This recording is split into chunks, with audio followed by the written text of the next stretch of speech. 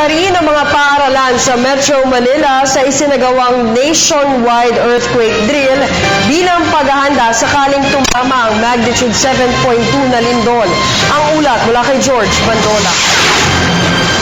Sa Metro Manila, lahat ng 764 public elementary and secondary schools, 1,495 private preschools at 1,304 private elementary and secondary schools nakiisa sa isinagawang shake drill. Katulad noong nakarang taon, sa oras na tumama ang magnitude 7 na lindol at mabiyak ang Marikina fault line ang senaryo. Challenges, siyempre yung time frame na dapat makababa na sila. Di ba?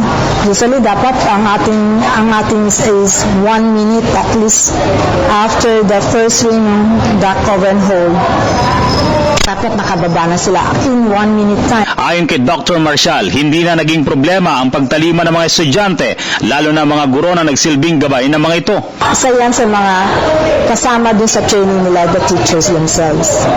So, bawat school, may mga focal persons. Through the principal, magmi-meeting sila. This is what we're going to do. Saka meron mga signages yan sa mga, may mga signages yan sa mga, sa mga rooms.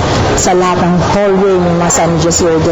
Sa Rizal High School, isa sa pinakamalaking secondary school sa buong Asia, higit sa 6,000 estudyante nakiisa sa shake drill. Ayon kay Principal Virginia Membrebe, naging matiwasay ang drill dahil bukod sa mga guro, mga student leaders din ang gumabay sa mga ito. Nag-practice sila noong Friday. Yung mga old students naman, alam na nila yung procedure eh. Medyo naanuhan lang sila kasi naiba-evacuation area. Pero yung kung dati, mas sanay sila. Naiba-evacuation area namin yun eh. Kaya nag-practice talaga yan ng Sabado. May ilang mga estudyanteng panggabi ang klase at hindi nagkaroon ng pagkakataong sumama sa shake drill. Pero alam naman daw nila ang gagawin na. Alam niyo na gagawin niyo?